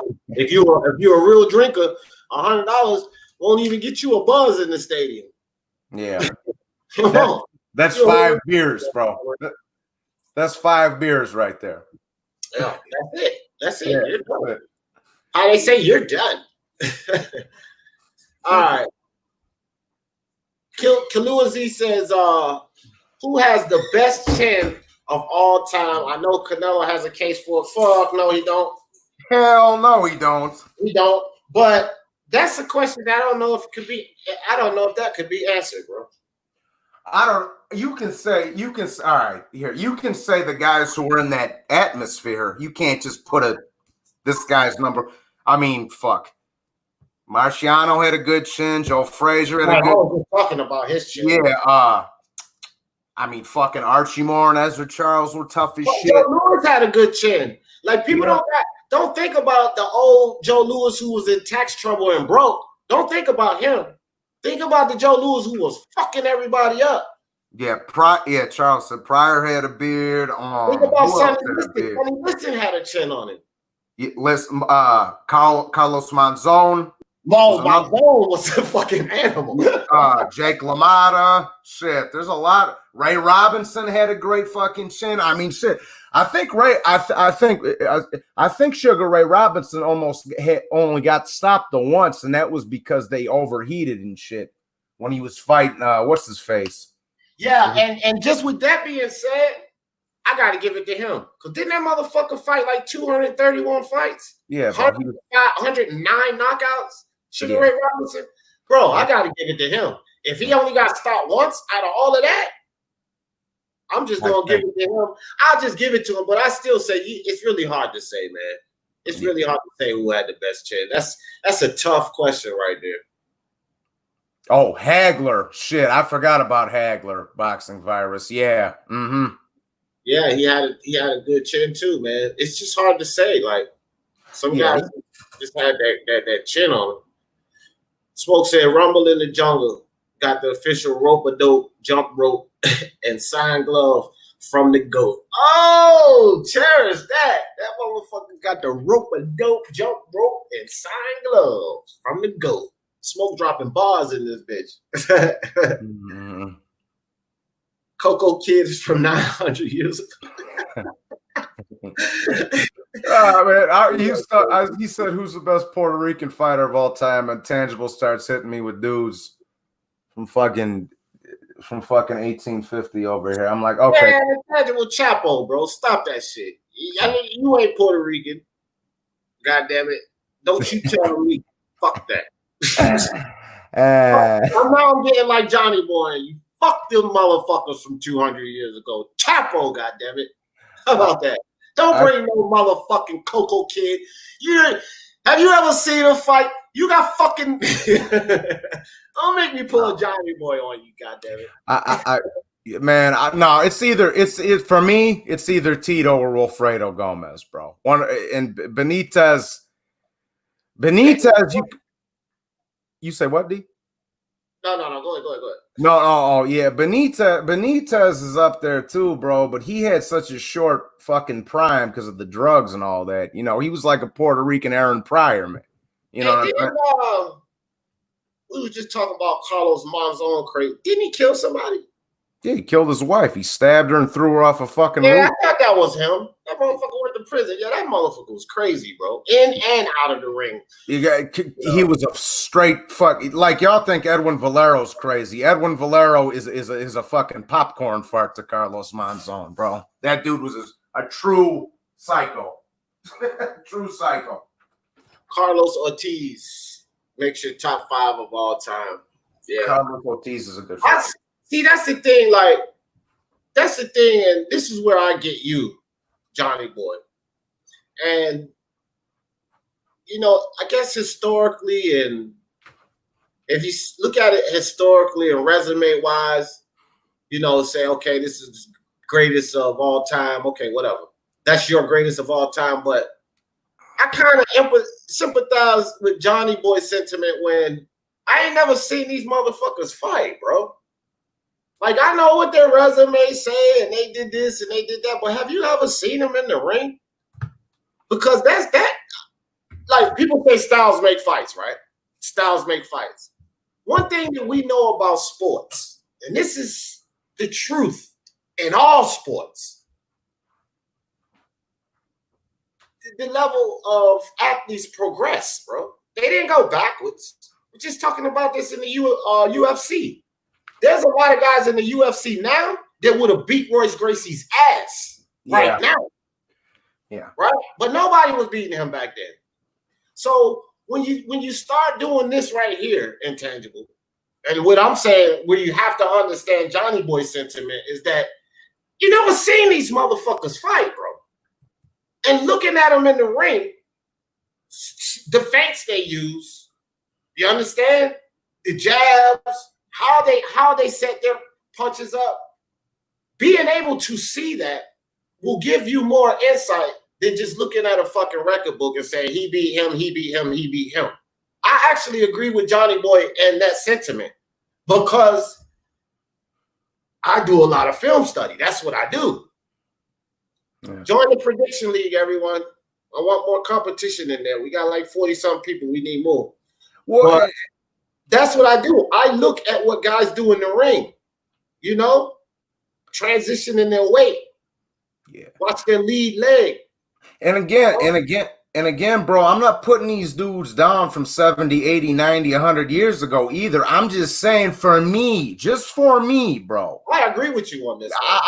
I'm not saying this is what everybody else has to go by. Just for me, I got to be able to see not fucking Charlie Chaplin stick figures moving across the screen either. I got to see some legit film, full fights, all that shit, bro. Right, because a lot of the old footage is like either too fast or choppy, and you can't really see like their movements. You can see the fight, but you can't really gauge what's actually going on. And I can't look. I tell Champ Ross all the time. As a matter of fact, 3 weeks ago, I don't even get like 12th or 13th place. That's not even in my forte. But I was doing a live, and Champ said, "D, you got to get your picks in." And I had 20 fucking minutes, so I had to wing this one. And I won in the first time I won in the top 10 because I had to wing it. But I have to look at the fights. I will be honest. If I do picks on the prediction league, I got to do film study. I got to watch these guys in the ring, see what they do, because I know what problems this fighter can offer that fighter. When we start going on resume, I never seen either of these motherfuckers fight. So how can I honestly say to myself, a guy that has to look and see what guys do in the ring, just because he has this great resume, when it's a fact that styles make fights, just because he got this great resume, he's better. I can't say that. I got to see them fight. I mean, it's bro, it's like saying, oh yeah, Johnny Boy's got more money than the Wolf of Wall Street because he says on paper here he does. Right. We know what that shit means. We know what that shit means. Harvard says, I remember the documentary about Rocky Marciano. His best friend said Rocky was so tough, it took a plane crash to take him out. Wow. Yeah. That's crazy. That's brutal. Sweet Science Sports McDojo said they would even show the early UFC fights in my state. Yeah, you know, some of them shits were banned in some places. You couldn't even early UFC, you couldn't even watch it because it was considered too gruesome. You know what I mean? They wouldn't let, like, you couldn't air that shit everywhere. All right, I got lost. couldn't have been that far back. Was I? Jeez. All right, I'm getting ready to drop down. I'm far back. I'm gonna make sure we won't have nobody new in here. Intangible. J Blues. Did y'all give us y'all fights? The first fight y'all ever watched? Coming in the box, and I got far behind. I need one from J Blues. I need one from Unbiased, T-Tone Toledo. Box 1-on-1. What's the first fight you guys ever watched? They got you trapped in the boxing. They made you love boxing. That's what I want to know. But what's up with you guys? I'm gonna slide down. Oh, damn, he got you a big one. Let me see that. Y'all know what this is? You know what this is? Man, I can't. What is it? Fuck. Fuck. I don't know. Anyone? The first one who gets it wins the prize. What is this thing here? A dish? No. Oh, let me see. Cat says I've never paid for pay-per-view. If I can attend, I'll go to a sport bar. Oh, okay, that's cool. But if you go to the movie theater, you pay. Yeah. But nah, I feel you didn't never pay for it at home. And yeah.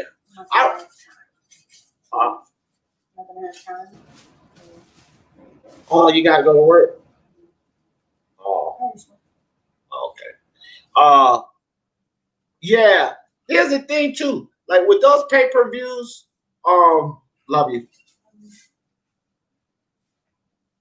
I spent $894 on pay-per-views one year, right at home. Absolutely crazy when I go back and think about it. But like I just had to have the fights. It was between boxing and UFC. It was a combination. It wasn't like all boxing, but I just kept buying them, bro. Kept buying them. Then I got cut off by my wife. You know what? Well, I had when I was a kid, teenager, we had a cable man that maybe did something, and so we didn't have to pay for nothing, and we got everything for free. But but later on, when like the technology changed and shit, we had to get rid of that. Then I had to start paying for them, and then I bought. That's when I started. I bought like Pacquiao and Cotto, and like later. It was later. I didn't have to start paying them till later on. But even now, I'm only paying for that. I'll pay for that shit if it's worth paying for. I'm not paying, like I say, I'm not paying for Tank Davis fighting fucking Leo Santa Cruz. You know? No. Yeah. No, see, but now, like, I'm like you too, Johnny boy. If it's a fight that's worth it, I will support the fight and pay the money. Yeah, exactly. Nowadays with, VIP and crack stream and all of this shit, man, you got me fucked up if I want to pay for a fight and I can watch it anyway for free. And some of them I don't even watch, even for free. Like, and I'll give y'all a perfect example. Johnny boy knows this to be true because I came on his channel the next day and say, yeah, what happened in that fight? Wilder versus Ortiz?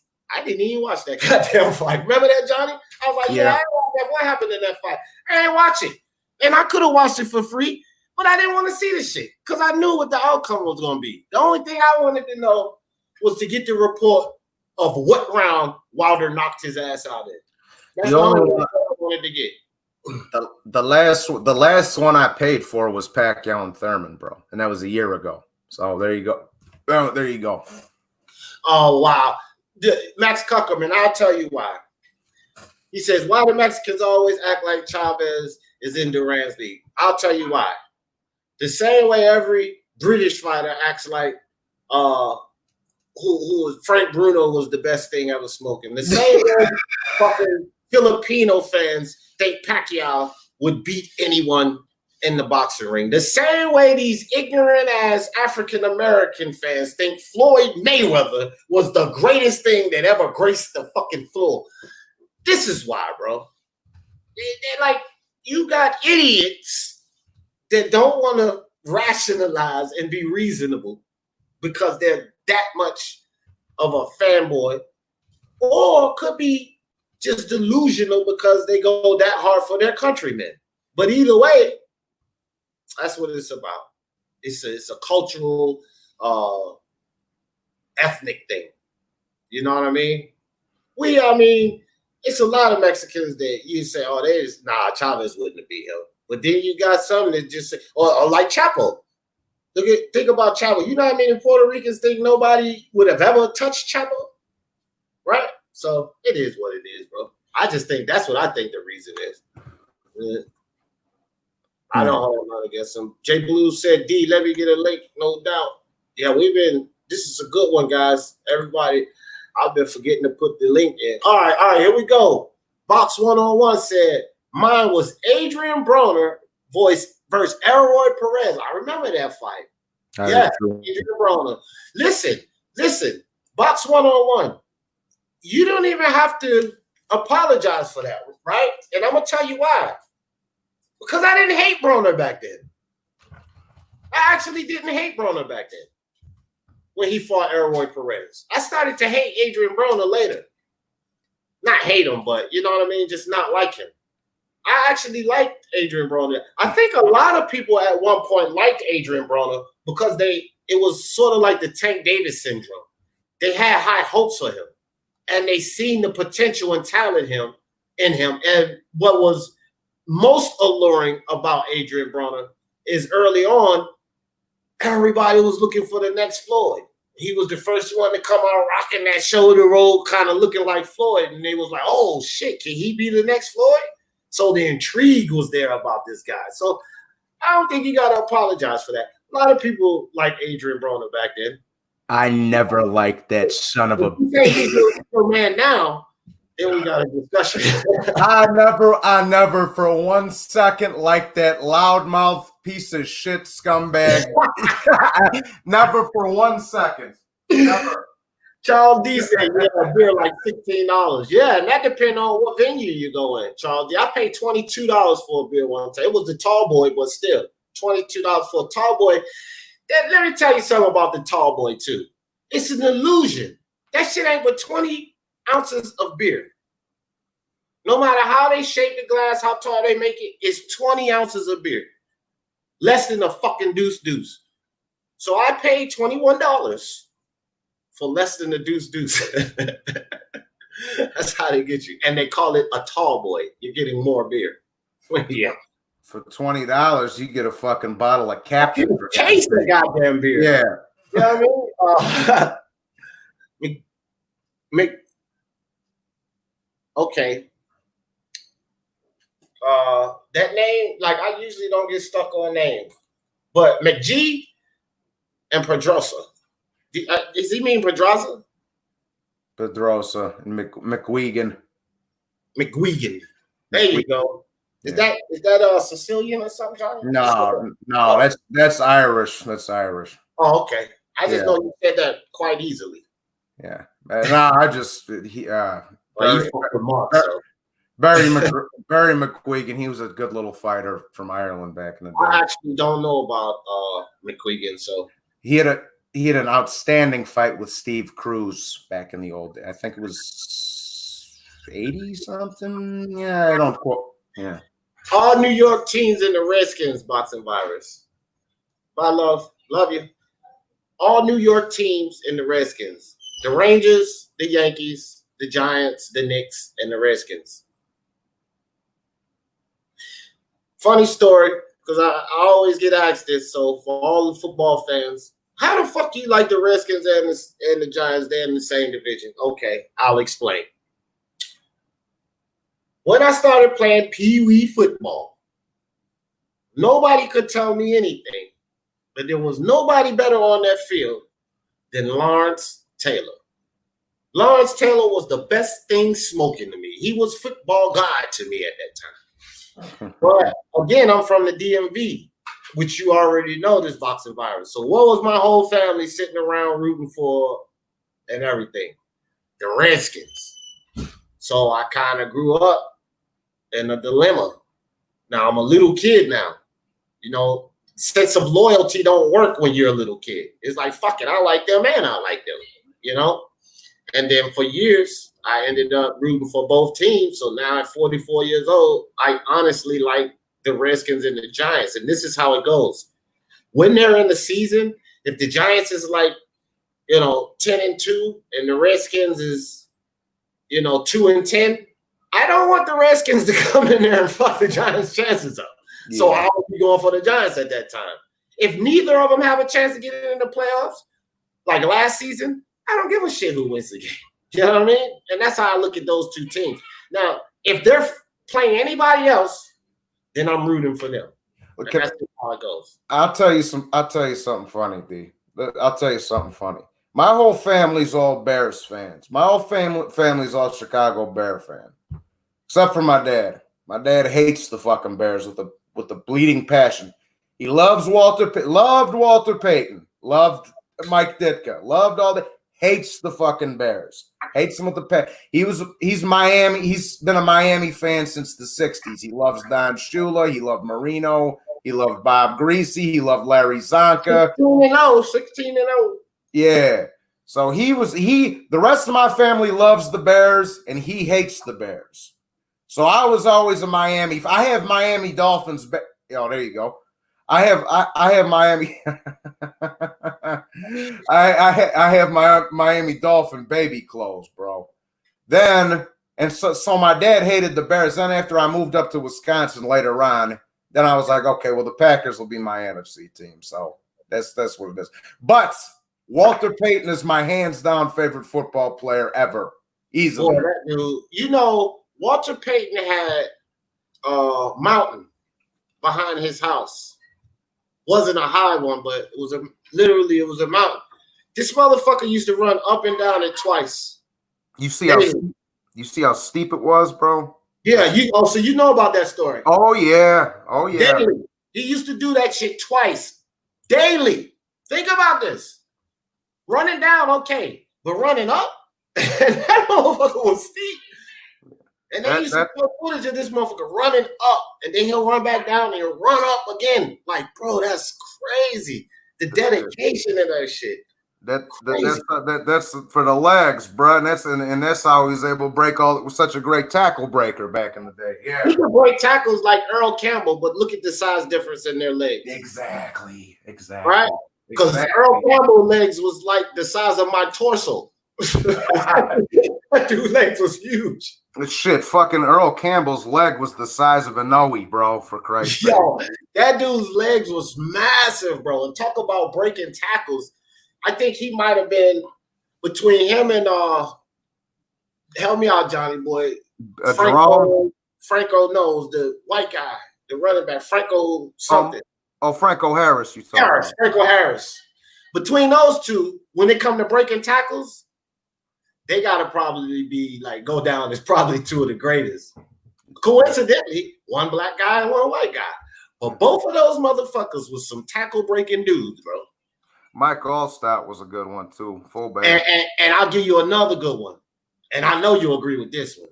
Mm-hmm. Christian Okoye. Oh yeah. That bastard dog. He was like a truck going through the middle of the hole. Like boom, boom, boom. You see guys flying and shit. I see. And my favorite, and I don't want to get into a whole football thing, but my favorite position's always been. Yeah, it's my favorite position's always been running back. Marshawn Lynch is one of my favorites of the last handful of years. I love that fucking kid. I love Marshawn Lynch, bro. That's my dog right there. I'm biased. Okay, Floyd versus Gotti. Did I miss your first one? But you used to box, unbiased, right? So actually, boxing probably actually got you into boxing, right? You know what I mean? Okay, here we go. I knew it. What I tell y'all before Unbiased came on? What did I tell y'all? I know my boy, dog. That's his favorite fighter. Yeah, and I said this earlier, Unbiased. I said, shit, if somebody mentioned Prince Nassim, I said, shit, if Unbiased was in here, he'll be speaking on that. That was his boy. And there go his first fight, Castro versus Nassim. Great fight. And like I said anyway, with Prince Nassim, you can't tell me his fights wasn't exciting. Even the fight when Barrero was fucking him up, that was exciting as hell. Like the dude just his movement in the ring made the fight exciting. Like it was no boring fights with Nassim. Not in my opinion. Nothing boring with Nassim. Yo, Jay Blues. That's what I was waiting on. That's what I was waiting on. And anybody who ever watched that fight, I don't give a fuck if you don't even like boxing. If that was the first fight you watched, that one damn sure had to drag you in. That was the fight. I was wondering if that was the first fight they seen. That goddamn Gotti versus Ward fight. I got this clip on one of my videos where they were just slugging it out. It was at the end of the round, and they boom, boom, boom, boom, boom, boom, boom, boom, boom, boom. I was like, man, how the hell can these two guys take those punches, bro? Like, man, that was a fight. I mean, that was a fight. It was like some Ali shit, man. Like they would both go to the limit of the physicality. Like their bodies would die, and all of a sudden, the Holy Ghost or some shit would like summon them back, and they just come back with a fucking combination. I mean, AJ. It was no second win in that fight. It was a 5th, 6th, 7th, and 8th win. Dude, like, just kept coming back, yo. Any fight where you got Emmanuel Stewart ringside commentary going, "Oh my God!" Like if he's freaking out like that, that's a great fucking fight, man. Yeah, man. Yeah, dog. That shit was that was massive. I knew so. Well, I didn't know if anybody, because it's kind of like I said earlier, it's all about the eras. But I figured, man, if somebody seen that fight first, that had to drag you in. That was the one I was waiting for, Gotti versus Ward. That's one of my favorite fights to watch too. I watch certain fights, like I'd never get tired of them. I can watch them over and over and over and over again. You don't even have to know shit. One of them. You ain't got to know shit about technicality. You ain't got to know shit about defense. I didn't know anything but MMA. And really, I was watching MMA because it was kind of Dragon Ball Z in real life. So I knew even less about fight. Like, I've only been watching boxing for 5 years, man. Since 2015, I picked it up. And then I went into Ali and Tyson. But before that, I was just MMA fan. So my friend showed me Gotti Ward. And that got me to watch The Fighter with Mark Wahlberg, his movie, you know what I mean? Learn about his fucked up ass brother, Dickie Eklund, and then watching him fight Sugar Ray Leonard. And all that shit was my introduction to boxing, the first Gotti Ward fight. And then I had to watch their trilogy and just learn about their stories, the legendary Knights, HBO things. There we go. And I know he put that in a long time ago. Thank you, Smoke. I knew on the see, man. Speaking my Sports Talk family, we got some sharp motherfuckers in here. So Smoke clears it up for us. Smoke says closed circuit was places that paid license fees to get the fight and speak. Okay, there we go. So for everybody, including myself, who didn't know what a closed circuit fight is, now we know. Thank you, Smoke. Of course, you do know I'm going to go research that, don't you? No, I'm playing. Nah, I believe you, Smoke. T-Tone Toledo says Salvador Sanchez, Wilfredo Gomez. Okay. Yeah, you old goat, T-Tone. I knew you was older anyway, though. I didn't see that fight, but I heard about that fight. And Salvador Sanchez, shit, and Wilfredo Gomez. I know about those guys, but so I could just imagine that was one for the ages. I've never watched that fight though. Matter of fact, I'm probably gonna go watch it tonight now. Okay, Unbiased got it. Oh no, wait. I think Charles D got it first. Yeah, Charles D got it first. Lisa and no, Tone. Okay, hold on now. I gotta go back. I was looking for that. Yeah, Unbiased did get it first. It was a rolling plate, Unbiased. Y'all should have known that anyway, knowing me.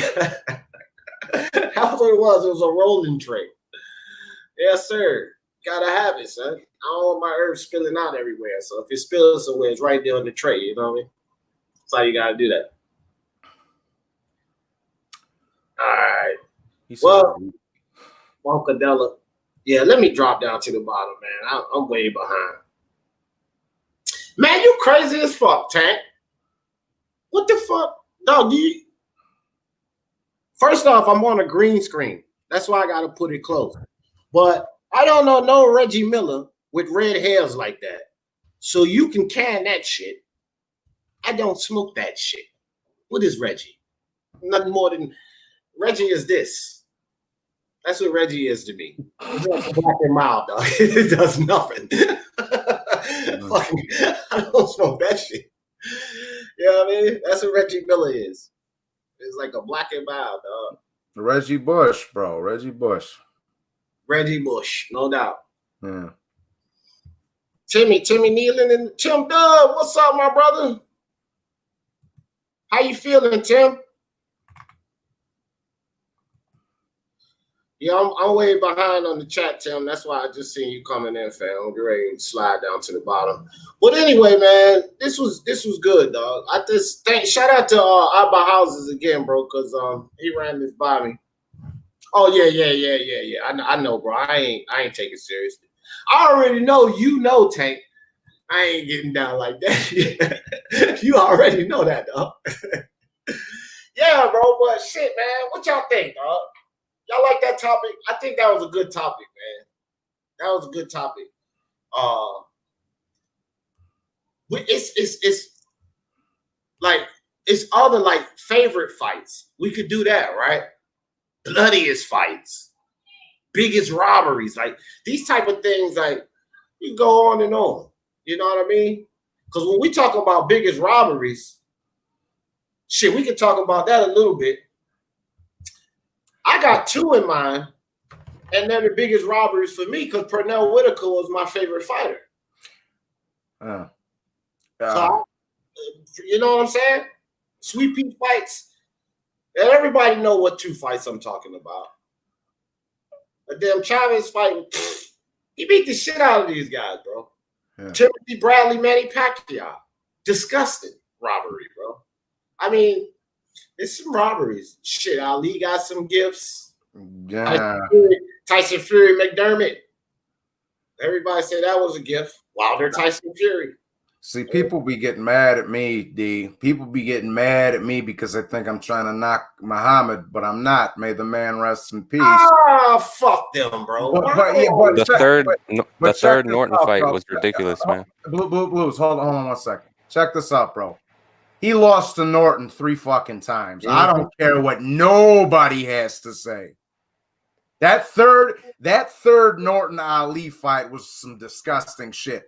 I mean, Ali should have just retired after that fucking after the Thriller. But that one was bad. But the greatest robbery for me of all time is without a doubt Chavez Sr. and Meldrick Taylor. Without a shadow of a doubt. Not even a question in my mind. Yeah, I feel you, but fuck that. My Pernell fight, dog. My Pernell fight, dog. Pernell beat the shit, man. That dude couldn't even hit Pernell. I don't even see, like, what the fuck? But it might be, Johnny Boy, that was a greater robbery. But you know I'm biased as fuck because Pernell was my favorite fighter.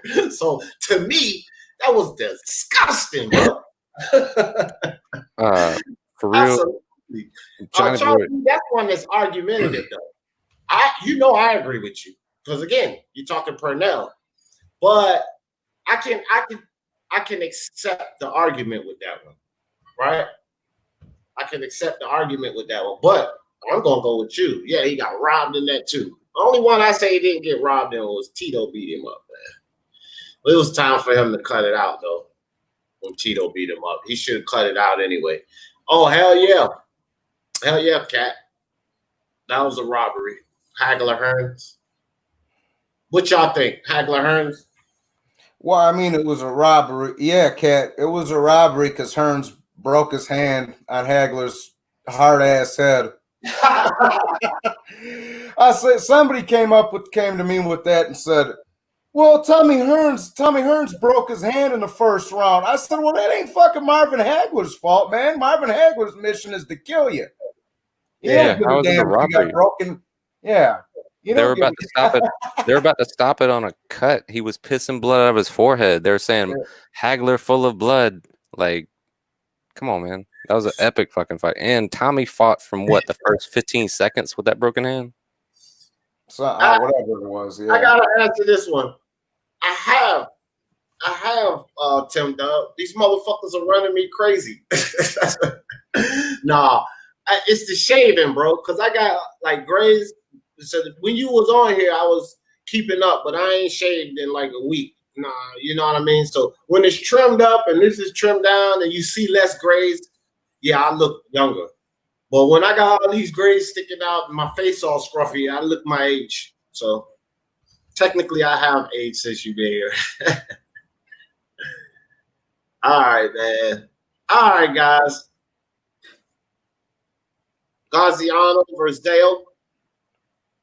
Robbery, guys. That was a war. Cat's being sarcastic. I think that was a war.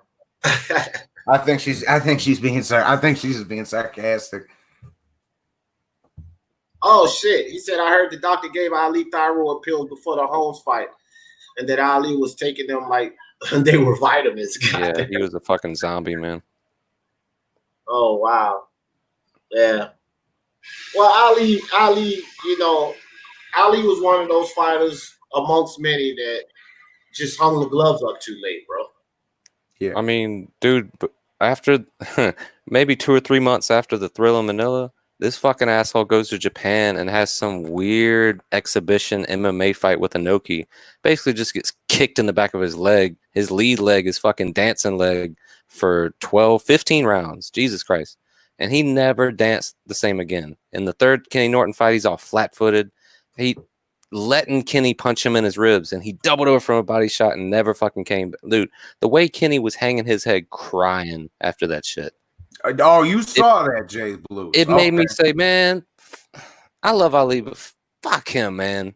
Like, that's Kenny Norton, bro. You're not going to do that shit. And just thinking, because George almost killed Kenny Norton, and he came back to whoop Ali again. Like, I'm with you, too. I was like, yeah, I'm a huge Ali fan. I didn't say fuck Ali. I did say fuck them judges, though. Yeah. So I wasn't mad at Ali. You know, it was a fucked up decision. Like, I wasn't mad at Tim Bradley, but I was pissed off with the judges, bro. Because I was like, come on, bro, what are y'all looking at, dog? You know what I mean? Like, and Johnny Boy, I would say 2 out of 3. And I know you say 3 out of 3, but I agree with you on 2 out of 3. They gave it to Ali, bro. And that's what I always, any of these Ali lovers, that's the fight. When they say, oh, all great fighters didn't get a gift, Ali beat everyone. No, you're lying. I always go right to Kenny Norton. And then I say, we can pull up the fights and watch it right now and score it round by round. Here's the thing. No fucking way you'll be able to tell me that Ali won 2 of those fights. 2 of them, I know Kenny Norton won. You know what the thing is with Ken Norton? Rest in peace to him, too. But Kenny Norton always did real good with the boxers, bro. Ali, Holmes. Great point, man. He always did. He never did good with the punchers, the big punchers. Shavers cracked him. Big George cracked him. Lyle cracked it. Like, you know what I'm saying? He did good with the boxers. Them dudes who could punch like that, he never did good. That was Kenny Norton's scripting. Oh, okay, Kat. We thought you was trolling. She thought we said rivalries, not robberies. That's why. So those fights, now see, that's another good topic. Rivalries. And every one of those fights you listed, Kat, spot on. Because she was talking about rivalries, not robberies. But then she came back later and said robberies. She would say Pat Bradley too. Yeah, that was, also, yeah, that Pacquiao versus Bradley, bro. That was sick. Oh, Mark, you came just in time too. I'm glad I seen you because I was getting ready to shut her down. Johnny boy, I use that shit as an analogy, man. Like, maybe this fighter, that fighter is like Kenny Norton. They're great with technical fighters. They'll box your fucking face off. But when it comes to that power, they're like a deer in the headlights and shit. They freeze the fuck up. Like, it's not that they can't outbox them or beat them. It's just for some reason or another, like George just scared Kenny, bro. Like Ernie just froze Kenny. Yeah. He deserved better than that third fucking Ali fight. The way he was crying, bro, is like, they told me I wouldn't have to go through this shit. Like, it's like someone talked him up, and he deserved better than that, man. My favorite. What do you feel as a fighter like that? When you fighting a guy that's one of the greatest, one of the best, and you win, and you know you won, and they take that from you. Bro, that's deflating as hell, dog. That's deflating, like. And to be an all-time great. You know what I mean? Some shit like that. And to be an all-time great like Kenny was as well, man, it wasn't just like he was some bum that got a shot and like pulled it off. It's like he was on par with Ali. He was that one fucking dude that could, like, even more so than Joe Frazier, like, be a rival to Ali more than anyone else. Ali was the LeBron James in boxing at the time. Fucking media and everybody did everything they could to make that motherfucker win. That's what they're doing for LeBron James. This, I can guarantee you this. The season, them pushing so hard to start this season back up, I can guarantee you somewhere down the line that this has something to do with LeBron. I'm telling you, bro, because they want the Lakers, they want LeBron to take that Laker title. And it's only for the Jordan comparison, which even if he takes the title, fuck y'all, he still doesn't compare to Jordan. Jordan's still number one. But I would like, they're pushing for this. You got to look at how the media has been pushing for LeBron James. Kevin Durant's been better than LeBron James the past 3 or 4 seasons anyway. But they've had LeBron James at the top. They've been pushing for him. These cats is so desperate to try and push LeBron as the greatest of. That's why I don't like the motherfucker, because he's a crybaby. Fucking dude gets fucking burped on. He's crying to the ref, for Christ's sake, and they're so desperate to push him as the greatest of all time, the greatest thing that ever. So I kind of like how they do with some of these fighters. Yeah, that's why I said that Ali at that point in time was like the LeBron James of boxing, or like Canelo of boxing. Like, you ain't gonna beat that motherfucker on the scorecard.